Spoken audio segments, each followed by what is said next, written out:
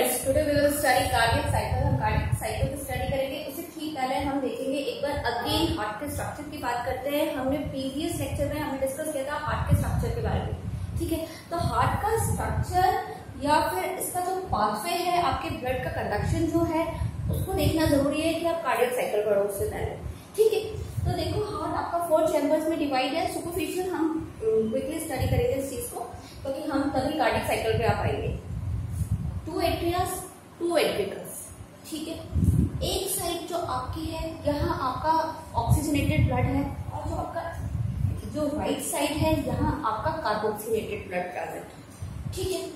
अब जो आपका ऑक्सीजनेटेड ब्लड है वो कहाँ जाएगा? आपके बॉडी में सप्लाई होगा। आपकी सेल्स को जरूरत है ऑक्सीजन की फंक्शंस परफॉर्म कराने के लिए, फूड के ऑक्सीडेशन के लिए जरूरत है। तो ये बॉडी पार्ट को दिया जाएगा किसके लिए? सबसे बड़ी जो आर्टरी है वो है एओर्टा, ठीक है। ये है एओर्टा। एक बात और ध्यान रखना, aorta first branch of aorta कहा जाता है कोरोनरी आर्टरी, जो कि लेफ्ट और राइट पार्ट में डिवाइडेड है, उसे आप कहोगे first branch of aorta, okay. अब क्या आपकी बॉडी में सप्लाई हुआ ऑक्सीजनेटेड ब्लड, और ऑक्सीजन को यूज किया गया, और कार्बन डाइऑक्साइड लिबरेट हुई आपके ऑक्सीडेशन के प्रोसेस में। अब कार्बन डाइऑक्साइड लिबरेट होगी तो ब्लड क्या करेगा? उस कार्बन डाइऑक्साइड को कैरी करेगा, और जो कैरी कर रही है वेन्स, और जो सबसे बड़ी वेन्स है आपकी बॉडी में, जो उसको वापस से हार्ट में लेके जाएगी, वो है सुपीरियर और इंफीरियर वेना कावा। ये रही सुपीरियर और इंफीरियर 2 वेन्स आती है, एक अपर बॉडी पार्ट से लेती है, एक लोअर बॉडी पार्ट से लेती है, और डाल के एट्रियास में देगी, ठीक है। ये एट्रियास में आया इंफीरियर वेना कावा, और ये सुपीरियर वेना कावा। अब ये ब्लड कहाँ आएगा? एट्रियास से वेंट्रिकल में आया, और वेंट्रिकल ने यहाँ क्या किया? ये जो राइट साइड है, मैं यहाँ डिनोट कर देती हूँ, ये राइट और ये है आपकी लेफ्ट। राइट साइड से पल्मोनरी आर्टरीज जाएंगी। ये पल्मोनरी टर्म यूज किया गया है लंग्स के लिए, क्योंकि लंग्स से रेलेवेंट टर्म हम यूज करते हैं पल्मोनरी। तो आपने कहा लंग्स में जाने वाली जो है उन्हें कहा पल्मोनरी आर्टरीज, और जो लंग्स से लेके आ रही है वो है पल्मोनरी वेन्स, ठीक है। तो पल्मोनरी आर्टरीज गए और लंग्स को दिया ब्लड, क्योंकि लंग्स ही क्या कराएगा? इस कार्बन डाइऑक्साइड से इसको मुक्ति दिलाने वाला है। तो यहाँ पे ये कार्बन डाइऑक्साइड रिलीज होगी, यहाँ से आपके ब्रोंकाइल्स के थ्रू, आपके नोज के थ्रू रिलीज होगी, और ऑक्सीजन को कैरी किया जाएगा। और वो कौन कैरी करेगा? पल्मोनरी वेन्स कैरी करेंगी, जो कि 4 है, 4 पल्मोनरी वेन्स है। आप कह सकते हो 2 पेयर ऑफ पल्मोनरी वेन्स यहाँ प्रेजेंट, ठीक है। तो ये कहाँ आई है? ये आपके एट्रियास में आई, ठीक है। यहाँ तक का जो स्ट्रक्चर है ये यूज होगा आपकी कार्डियक साइकिल में। किस तरह से एट्रियास का रिलैक्सेशन होता है, किस तरह से एट्रियास में सिस्टोल कंडीशन आती है, दैट मीन्स कंट्रैक्शन होता है, ठीक है। यहाँ कुछ टर्म्स यूज होंगी, सिस्टोल, डायस्टोल। तो ये याद करने से पहले आप यहाँ एक चीज और फोकस करना। मैंने प्रीवियस अपने लेक्चर में ये डिस्कस किया था आपसे, अगेन मैं डिस्कस कर रही हूँ। एक एक्सेप्शन है यहाँ पर, जो पल्मोनरी आर्टरी और पल्मोनरी वेन्स है। वेन्स आपने देखा है, ये जो पल्मोनरी वेन्स है ब्लू कलर दिखाई दे रहा है। यहाँ जो वेन्स, एक्चुअली जो वेन्स है not pulmonary, pulmonary term use होगा लंग से रेलेवेंट। तो जो वेन्स होती है, यहाँ ब्लड जो फ्लो करता है, इसके पास कार्बन डाइऑक्साइड होती है, ओके। और जो आर्टरीज होती है वहाँ ऑक्सीजनेटेड ब्लड है। अब आप देख रहे हो क्या ये ऑक्सीजनेटेड है? नहीं है, ये क्या है? कार्बन डाइऑक्साइड लेके जा रहा है। तो ये एक एक्सेप्शन है, ये आर्टरी होकर भी कार्बन डाइऑक्साइड लेके जा रहा है ब्लड यहाँ से, और ये वेन होकर भी क्या कर रहा है? ऑक्सीजन वाला ब्लड ला रहा है, ऑक्सीजनेटेड ब्लड लेके आ रहा है, ठीक है। अब ये कहाँ लेके आएंगी? कौन सी आर्टरीज किसको सप्लाई करेंगी? ये आपका कार्डियक साइकिल में आएगा, ठीक है। कार्डियक साइकिल में कुछ जो इंपॉर्टेंट टर्म्स यूज हो रही है वो है सिस्टोल एंड डायस्टोल। आप कंफ्यूज ना हो इसलिए मैं एक इजी फंडा बताती हूँ उसे याद करने का। अब डायस्टोल वर्ड यूज हो रहा है, दैट मीन्स कोई चीज डायलेट हो रही है, ठीक है। डायलेट हो रही है दैट मीन्स वो रिलैक्स स्टेज में है, ठीक है। तो इस वर्ड से याद करो, ये जो डायस्टोल वर्ड है ये रिलैक्स स्टेज से है। सिस्टोल कहेगा कंट्रैक्शन को, जो सिस्टोल वर्ड है ये कंट्रैक्शन के लिए यूज होगा। तो आप डाय से याद कर सकते हो, ओनली ये डायलेट करने की बात कर रहे हैं, रिलैक्स करने की बात कर रहे हैं, ठीक है, अब हम शुरू करते हैं आपका कार्डियक साइकिल। ठीक है, जो कार्डियक साइकिल है इसमें आप स्टार्ट करोगे एट्रियास और वेंट्रिकल्स, जो 4 आपके चैम्बर्स हैं, 2 upper chambers and 2 lower chambers, that is atrias and the ventricles. ठीक है, अब बात करते हो ये अभी 4 के 4 चैम्बर्स रिलैक्स स्टेज पे है, दैट मीन्स ये ज्वाइंट डायस्टोल स्टेज पे है। ठीक है, हम यहाँ से बात शुरू करते हैं कार्डियक साइकिल की। अब ये रिलैक्स स्टेज पे है। ठीक है, अब जैसे ही यहाँ पे देखो रिलैक्स स्टेज में कैसे एट्रियास फिल हो रहे हैं। एट्रियास किस तरह से फिल होंगे, ये देखो, एक तो आ रही है एट्रियास को फिल करने के लिए यहाँ से वेना कावा आ रही है। ठीक है, इसने राइट एट्रिया को दिया और ये लेफ्ट एट्रिया किस तरह से फिल हो रहा है, पल्मोनरी जो विंग्स हैं ये ब्लड डाल रही है। ठीक है, यहाँ ये फ्लो चल रहा है। अब ये जब रिलैक्स स्टेज में तो कुछ ब्लड धीरे धीरे फ्लो करके क्या होता है, नीचे यहाँ वेंट्रिकल्स में फ्लो करता है। ठीक है, धीरे धीरे धीरे धीरे धीरे धीरे, बहुत कम अमाउंट। लेकिन जैसे ही यहाँ एक्शन पोटेंशियल डेवलप होगा, अब देखो एक्शन पोटेंशियल कैसे डेवलप होगा, यहाँ काम कैसे होगा, जो हार्ट की मसल्स होती हैं वो मायोजेनिक है, दैट मीन्स सेल्फ एक्साइटेबिलिटी की कैपेसिटी होती है हार्ट की मसल्स में।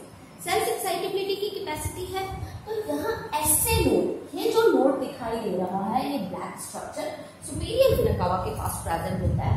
यहाँ क्या होता है, मसल्स एक्साइटेड होती हैं, मसल्स के एक्साइटमेंट के कारण कंट्रैक्शन होता है। ठीक है, यहाँ से हम फर्स्ट पढ़ेंगे इसका एट्रियल सिस्टोल, क्योंकि यहाँ ऐसे नोड ने क्या करवाएगा, यहाँ कंट्रैक्शन करवाएगा। जैसे ही यहाँ कंट्रैक्शन होगा, कंट्रैक्शन होने के कारण क्या होता है, ये जो वॉल्स है, ये तो है आपका left side bicuspid valve, bicuspid valve, और ये जो यहाँ है आपका राइट साइड, ये है आपका ट्राइकस्पिड वॉल। ठीक है, ये जो बाइकस्पिड और ट्राइकस्पिड वॉल्स हैं, ये क्या होंगे, इस कंट्रैक्शन के कारण bicuspid valve, tricuspid walls open होते हैं, और ओपन होने के कारण क्या होता है, यहाँ से ब्लड फ्लो करके कहाँ आता है, जो 30% रिमेनिंग ब्लड था वो भी कहाँ आ जाता है, वेंट्रिकल्स में आ जाता है। यहाँ कंट्रैक्शन के कारण जब वेव जनरेट होगी तो ब्लड यहाँ से फ्लो करेगा और यहाँ नीचे की तरफ आ जाएगा।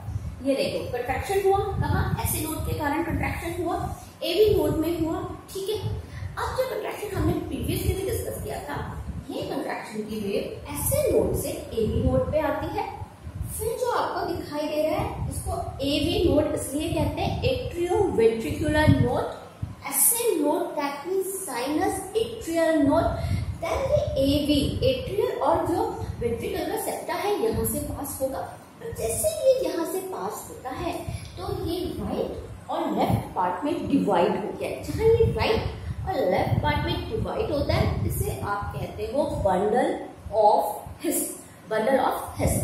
बंडल ऑफ हिस डिवाइड होके आगे जो वेंट्रिकुलर वॉल्स में फर्दर यहाँ पे डिवाइड होंगे, तो आप इसे यहाँ कहते हो पर्किंजेस फाइबर्स को कहते हो आप इसे। ठीक है, तो अभी तक हमने पढ़ा एट्रियल सिस्टोल, जहाँ ऐसे नोड में कंट्रैक्शन हुआ, ऐसे नोड ने एक्शन पोटेंशियल डेवलप किया। सही लैंग्वेज ये है, ऐसे नोड क्या डेवलप करेगा, एक एक्शन पोटेंशियल, इसके कारण एट्रियास में कंट्रैक्शन होगा।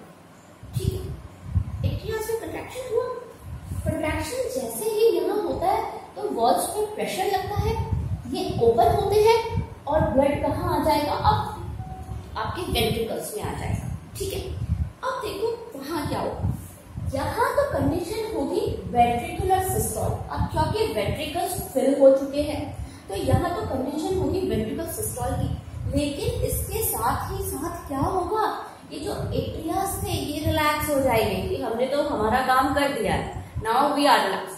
तो ये क्या होगा, एट्रियास डायस्टोल रिलैक्स कंडीशन में ये आ जाएंगे। और जैसे ही ये ऐसे नोड से एवी नोड पे जाती है, यहाँ पे जो सिग्नल ट्रांसमिट होता है ये इंटरनोडल फाइबर्स के थ्रू ट्रांसमिट हो रहा है।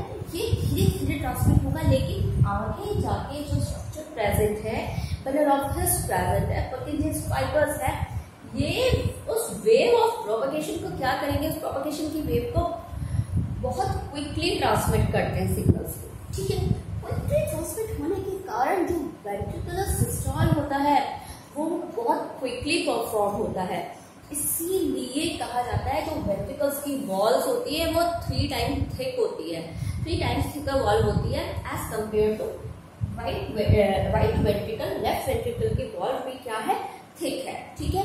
एट्रिया और वेंट्रिकल में थिकनेस यही है, डिफरेंट, लेकिन लेफ्ट वेंट्रिकल की ज्यादा थिकनेस इसीलिए होती है क्योंकि इस लेफ्ट वेंट्रिकल से एओर्टा के थ्रू आपकी पूरी बॉडी को ब्लड सप्लाई होने वाला है, ठीक है।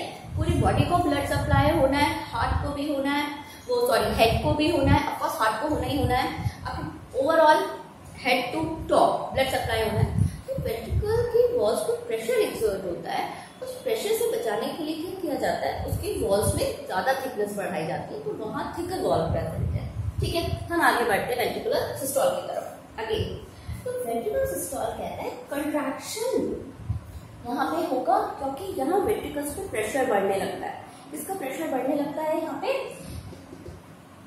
वेंट्रिकुलर प्रेशर, वेंट्रिकल्स का प्रेशर है तो आप कहोगे वेंट्रिकुलर प्रेशर। जैसे ही ब्लड आ गया वेंट्रिकल्स के पास, ब्लड आया, अब क्या हुआ, अगेन वापस ऊपर ना जाए, बाइकस्पिड ट्राइकस्पिड वॉल्व बंद हो जाते हैं, हमारा काम खत्म हुआ, एट्रियल ने वेंट्रिकल को दिया हमारा काम खत्म, जल्दी से अपना गेट बंद कर लो, अदरवाइज क्या होगा, कहीं ब्लड वापस ऊपर ना आ जाए और अगेन उन्हें काम मिल जाए, ठीक है। तो क्या किया जाता है, बाइकस्पिड ट्राइकस्पिड वॉल्व अगेन बंद हो जाते हैं, इस तरह कंडीशन होती है। ये जैसे ही प्रेशर बढ़ता है एक्सर्ट करता है, ऊपर की तरफ आ गया, ठीक है, ताकि बैकवर्ड फ्लो ना हो। आप याद रखना, एक ये यहाँ पे फर्स्ट क्लोजर हो रहा है, किसका क्लोजर हो रहा है, बाइकस्पिड और ट्राइकस्पिड वॉल्व यहाँ क्लोज हो रहे हैं। ये क्लोजर्स इंपॉर्टेंट है क्योंकि ये जो क्लोजर्स है यही से साउंड डेवलप होता है। जो आप हार्ट बीट सुनते हो, आपकी ये हार्ट बीट या साउंड जो प्रोड्यूस हो रहा है, ये क्लोजर्स के कारण ही आपको साउंड सुनाई देगा, ठीक है। तो फर्स्ट क्लोजर हुआ कहाँ पर हुआ, यहाँ वेंट्रिकुलर सिस्टोल में क्लोजर हुआ बाइकस्पिड और ट्राइकस्पिड वॉल्व्स का, ठीक है। और इससे क्या होगा, यहाँ क्लोजर हुआ, वेंट्रिकल्स फिल हो गए, क्या होगा, वेंट्रिकल्स को अपने पास रखना थोड़ी ना है, उसको आगे कंडक्ट कराना है। अब आगे कंडक्ट कराना है तो एओर्टा की वॉल में और जो पल्मोनरी आर्टरी है यहाँ पे, इसकी वॉल में क्या होता है, पल्मोनरी आर्टरी की वॉल में यहाँ सेमील्यूनर वॉल्व्स प्रेजेंट होते हैं। कौन से valves, सेमील्यूनर valve, again सेमील्यूनर valve present होते हैं। It is bicuspid, it is tricuspid. Bicuspid valve को आप मिट्रल वॉल्व भी कहते हो, ठीक है। तो ये है आपके सेमील्यूनर वॉल्व्स। सेमील्यूनर वॉल्व्स अब ओपन हो जाएंगे कि ब्लड को आगे फ्लो कराया जाए, आगे फ्लो कराया जाए। तो ये जो अभी तक गार्ड बन के बैठे थे, गेट अपना बंद करके बैठे थे, जैसे ही इनको पता चलता है भाई ब्लड आ चुका है और वेंट्रिकल्स में प्रेशर बढ़ता जा रहा है, तो इसको प्रेशर को फ्री कराना पड़ेगा, इस प्रेशर को रिलीज करना पड़ेगा। और वो कैसे रिलीज होगा, जब ब्लड को आगे आप पास प्रोवाइड कराओ, ठीक है। तो यहाँ वॉल्व्स ओपन होते हैं और ब्लड को आगे पास प्रोवाइड कराया जाता है। तो देखो ऑफकोर्स ब्लड है तो एओर्टा के थ्रू आपकी बॉडी में चला जाएगा। अब यहाँ पे क्योंकि कार्बोक्सिलेटेड ब्लड प्रेजेंट है तो इसको ऑक्सीजन की जरूरत है। ऑक्सीजन कहाँ मिलेगी, लंग्स के पास मिलेगी। तो भाई इसे पल्मोनरी आर्टरी को दिया जाए और ये कहाँ जाए, लंग्स के पास जाए और अगेन प्योरीफाई होके फिर से यहाँ देगा, ये कहाँ, लेफ्ट एट्रिया में। तो हम अगेन अपनी बात पे आते हैं, पहले सेमील्यूनर वॉल्व्स ओपन हुए, ठीक है, बाइकस्पिड ट्राइकस्पिड वॉल्व बंद हुए और सेमील्यूनर वॉल्व ओपन हो चुके हैं उसको आगे पाथ प्रोवाइड कराने के लिए, ठीक है। अब जैसे ही ब्लड फ्लो करता है, वेसल्स में आया है, तो क्या होगा, अब वेसल्स में आने के बाद क्या होगा, वेसल्स में आ गया, अब वापस वो देखेगा बैकवर्ड फ्लो ना हो, फटाफट बंद करो। तो यहाँ पे अगेन क्या होगा, अगेन एक क्लोजर है, किसका क्लोजर है, ये क्लोजर है आपका सेमील्यूनर वॉल्व। सेमील्यूनर वॉल्व्स क्लोज हो गए, ये आपका सेकेंड साउंड, ठीक है। फर्स्ट साउंड देखा, यहाँ सेकेंड साउंड। सेकेंड साउंड आपको दिखाई दिया जब बात हुई एट्रियल डायस्टॉल के साथ साथ। डायस्टॉलिक कंडीशन आती है, किसके साथ आती है, ये सिस्टोल के साथ। यहाँ सिस्टोल होगा लेकिन पीछे एट्रियास क्या हो गए थे, डायस्टॉलिक कंडीशन में आ गए थे। तो अब यहाँ आगे क्या होगा, सेमील्यूनर वॉल्व क्लोज होगी, तो आपको सेकेंड साउंड सुनाई देगा। फर्स्ट साउंड दिख रहा है लब, LUB, LUB लब, लब साउंड है बाइकस्पिड ट्राइकस्पिड वॉल्व के क्लोजर का, और यहाँ डब साउंड है सेमिल्यूनर वॉल्व के क्लोजर का। ठीक है, अब जब यहाँ ब्लड आ गया है, यहाँ से रिलीज हो गया है, तो ये फिर से दोनों ही क्या हो गए हैं, ज्वाइंट डायस्टोलिक कंडीशन में आ गए हैं। ये देखो एट्रियास का भी डायस्टॉल है और वेंट्रिकल्स का भी यहाँ डायस्टॉल है, दोनों रिलैक्स स्टेट में है। कब तक के लिए? जब तक कि ऐसे नोड अगेन एक एक्शन पोटेंशियल डेवलप ना करे। तो ऐसा कितनी बार होता है? आपकी जो हार्ट बीट है वो आपकी हार्ट बीट है 72 पर मिनट। आपकी हार्ट बीट 72 पर मिनट से आपका जो कार्डियक साइकिल है अब 72 टाइम्स ये बीट कर रहा है पर मिनट पे। तो इस हिसाब से आप देखोगे जो कार्डियक साइकिल है वो है आपका इंपॉर्टेंट थिंग, आपको ये याद यहाँ ध्यान रखनी है। ये है 0.8 सेकेंड्स का। ठीक है, ये इंपॉर्टेंट आपको याद रखने वाली टर्म्स है, यहीं से ध्यान रख के चलना। आप खुद को कितना भी टाइम दो, बाद में करेंगे तब करेंगे नहीं, जो चीज अभी पढ़ रहे हो उसे यहीं से अपने माइंड में लेके चलो कि हमें लर्न हो गई और हमें अगेन उठाने की जरूरत नहीं पड़ेगी। ठीक है, तो ये है आपका टाइम कार्डियक साइकिल का 0.8 सेकेंड का। अब हम एक इम्पॉर्टेंट बात करते हैं किसकी? स्ट्रोक वॉल्यूम की। आप याद रखना ऐसा एक क्वेश्चन, ये जो हम स्ट्रोक वॉल्यूम की बात कर रहे हैं, कार्डियक साइकिल की बात कर रहे हैं, ये क्वेश्चन आपके पुट हुआ था। मैंने एक लेक्चर डिलीवर किया था जिसमें मैंने कुछ इंपॉर्टेंट क्वेश्चंस देखे थे, इंपॉर्टेंट क्वेश्चंस रिगार्डिंग नीड, और जो उसका सब्जेक्ट था वो यही था आपका सर्कुलेटरी सिस्टम इंपॉर्टेंट क्वेश्चंस। ठीक है, वहाँ एक बहुत इंपॉर्टेंट क्वेश्चन यहाँ से पुट हुआ था, किससे? कार्डियक आउटपुट से। कार्डियक आउटपुट समझने से पहले आप देखोगे स्ट्रोक वॉल्यूम क्या होता है। स्ट्रोक वॉल्यूम कहता है जब वेंट्रिकल्स से ब्लड को पंप किया जाता है, ईच वेंट्रिकल से जो ब्लड पंप किया जा रहा है उसे आप स्ट्रोक वॉल्यूम कहते हो, और वो है आपका 70 ml, यानी कि एक वेंट्रिकल 70 ml क्या करता है? ब्लड को पंप करता है। ठीक है, तो देखो स्ट्रोक वॉल्यूम है आपका 70 ml, और स्ट्रोक वॉल्यूम किसे कहते हो? जो वेंट्रिकल से ब्लड को पंप किया जाता है वो है आपका स्ट्रोक वॉल्यूम। ठीक है, वो आपको देगा क्वेश्चन में, स्ट्रोक वॉल्यूम इतना है। अगर स्ट्रोक वॉल्यूम निकालना है तो हार्ट बीट आपको पता है, और आपको क्या पता है? और आपको पता है कार्डियक आउटपुट। एक हेल्दी पर्सन का कार्डियक आउटपुट है, आप बोलते हो आप में 5 लीटर ब्लड प्रेजेंट है, दैट मीन्स 5 लीटर, वो दे देगा आपको ml में, तो आप देखोगे वहां देगा वो 5000। ठीक है, क्योंकि लीटर को अगर ml में चेंज करोगे तो वो 1000 हो जाएगा, तो वो देगा 5000 ml। तो याद रखना एक हेल्दी पर्सन का जो कार्डियक आउटपुट होता है वो होता है 5000 ml या 5 लीटर। अब कार्डियक आउटपुट निकालने का जो फॉर्मूला है वो फॉर्मूला कहता है आपकी heart beat into stroke volume. Heart beat को मल्टीप्लाई करो किससे? स्ट्रोक वॉल्यूम से। ठीक है, हार्ट बीट को स्ट्रोक वॉल्यूम से मल्टीप्लाई करोगे तो क्या आ जाएगा? कार्डियक आउटपुट आ जाएगा। ठीक है, ये आपका कार्डियक आउटपुट आ जाएगा। आपको ये फॉर्मूला अगर ध्यान है तो वो 2 की वैल्यू देता है, तो आप 3rd की वैल्यू निकाल सकते हो। ठीक है, क्वेश्चन आ चुका है। आपकी एनसीईआरटी आपके लिए इम्पोर्टेंट है, आपकी एनसीईआरटी आपको इतना समझा रही है, तो आपको यहीं से इसको याद रख के चलना है कि ये कार्डियक आउटपुट निकालने का जो फॉर्मूला है वो है हार्ट बीट या heart rate into stroke volume. ठीक है, तो यहाँ आपका खत्म होता है कार्डियक साइकिल। बहुत इजी है, अगेन एक बार लेक्चर को सुन के देखना, मे बी आपको ये यही याद हो जाए। ठीक है, एक बार फिर अगेन इसके अगर चैम्बर्स इसके देखना चाहो, एट्रियास, वेंट्रिकल्स, एस्ट्रे नोड, एबी नोड से bundle of His and then Purkinje's fibre. ये है आपका नोडल स्ट्रक्चर जो क्या करेगा? एक्शन पोटेंशियल डेवलप करेगा। ठीक है, तो यहाँ मैं खत्म करती हूँ आपका cardiac cycle. Okay, thank you friends, जय हिंद, जय भारत।